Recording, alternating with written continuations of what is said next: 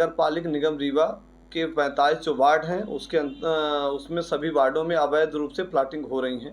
इस विषय को लेकर हमने माननीय महापौर, माननीय आयुक्त रीवा संभाग रीवा, माननीय आयुक्त नगर निगम और माननीय कलेक्टर महोदय, अनुविभागीय अधिकारी को पत्र लिखकर और वैधानिक रूप से जो शासन के रेगुलेशन हैं कि 45 वार्डों में रीवा, रतहरा, करहिया, चुराहटा या बिछिया, निपनिया, ये सभी क्षेत्रों में अवैध रूप से जो प्लाटिंग चल रही थी, अनुभाग रीवा के भी अंतर्गत जो अवैध प्लाटिंग चल रही थी, इस विषय को लेकर हमने टीएनसीपी रेरा डायवर्सन लागू है। बिना टीएनसीपी के पहले टीएनसीपी करिए, उसके बाद प्लाटिंग करिए, डायवर्सन जमा करिए, उसके बाद आप प्लाट काटिए। यहाँ पर रेरा एक्ट 2016 के नियम जो लागू हैं उसको आगे क्रियान्वयन करिए, लागू करिए, उसके बाद जो भी है वो करिए, रेगुलेशन के अंतर्गत करिए।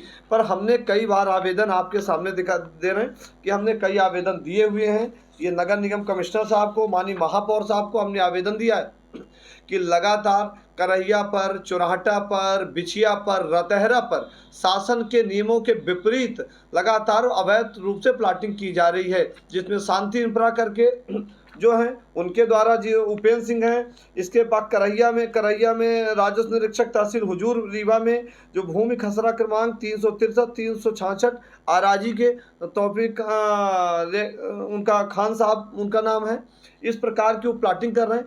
रताहरा में एक भूमि 110 एकड़ है, जो वह भूमि सीलिंग एक्ट की भूमि है, जिसका मुकदमा राजस्व न्यायालय में आज भी चल रहा है, रेवेन्यू बोर्ड में चल रहा है। उस जमीन को कूट रचित अन्य दस्तावेजों के माध्यम से आपने अखबारों में, प्रिंट मीडिया में देखा होगा, वो लगातार चल रहे हैं, इस हादसे की जानकारी आ रही है।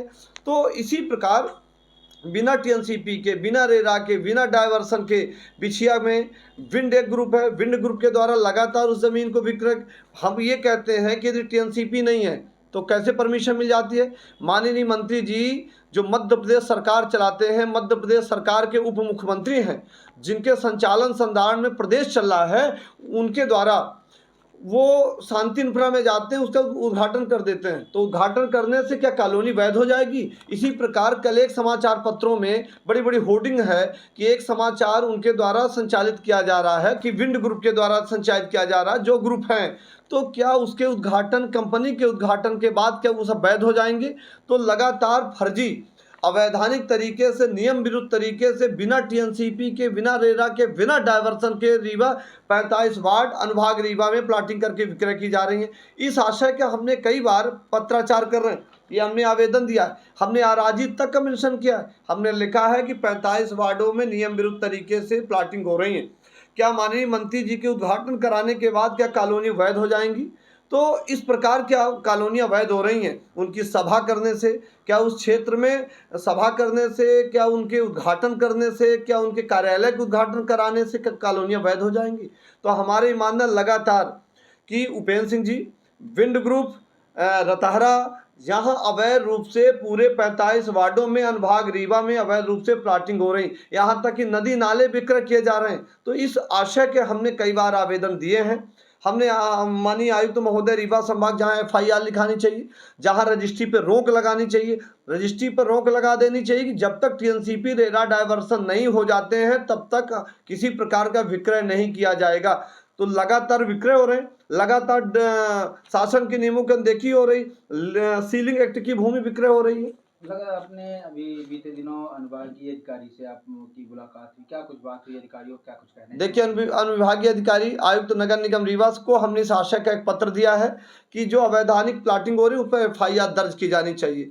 ये जो अवैध कॉलोनी करके प्लाट काटे जा रहे, कच्ची प्लाटिंग बनाई जा रही, बिल्डिंग बनाई जा रही, बिल्डिंग के परमिशन का हम कहते हैं विंड ग्रुप द्वारा जो प्लाटिंग की जा रही है उसमें रूम भी बनाए जा रहे हैं, उसकी परमिशन किसके पास है? यदि भवन बनाए जा रहे हैं तो भवन की अनुज्ञा किसने दी है? भवन की परमिशन किसकी है? और प्लाटिंग की परमिशन किसके पास है? तो यदि आपने रोड बना ली है तो टीएनसीपी और जो रेरा है, जो डायवर्सन है, तो क्या आपने किया? यानी आप प्लाटिंग कर लेते हैं, जब इस बात की शिकायत होती है तो आप कहने लगते हैं कि किसी मंत्री जी को, किसी वरिष्ठ अधिकारी को या किसी को बुला लिया जाए तो उससे वैध हो जाएगी।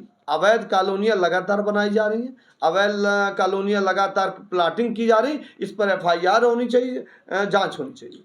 चुराहटा में एक विंड कंपनी है जी जिसके मालिक तौसीफ खान है जी और फ्रेसी, जी जो कल अपने संस्था की 5वीं वर्षगांठ या कुछ कार्यक्रम कर रहे हैं अपने संस्था विंड कंपनी के, उसमें माननीय मुख्यमंत्री जी इनवाइट हैं और भी भारतीय जनता पार्टी कई बड़े नेता, तो क्या मानते हैं इसको लेकर? देखिए, लगातार मैं बार बार ये बात कह रहा हूँ कि अभी शांति इंफ्रा में माननीय मंत्री जी गए और उनको वहाँ की बिल्डिंग की उन्होंने वीडियो में जारी है, उन्होंने कहा कि अच्छी प्लाटिंग है, अच्छी कॉलोनी डेवलप हो रही।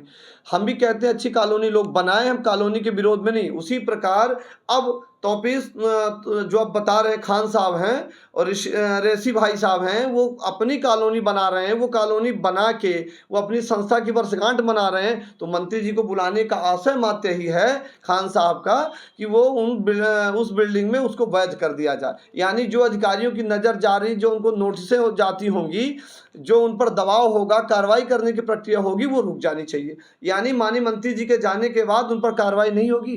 क्या अवैध कॉलोनी, जो अवैध प्लाटिंग कर रहे हैं विंड ग्रुप द्वारा, जो वर्षगांठ मनाने से और माननीय मंत्री जी को बुलाने से, माननीय भारतीय जनता पार्टी या किसी संगठन के पदाधिकारी को, माननीय विधायक गणों को बुलाने से क्या उनकी कॉलोनी वैध हो जाएगी?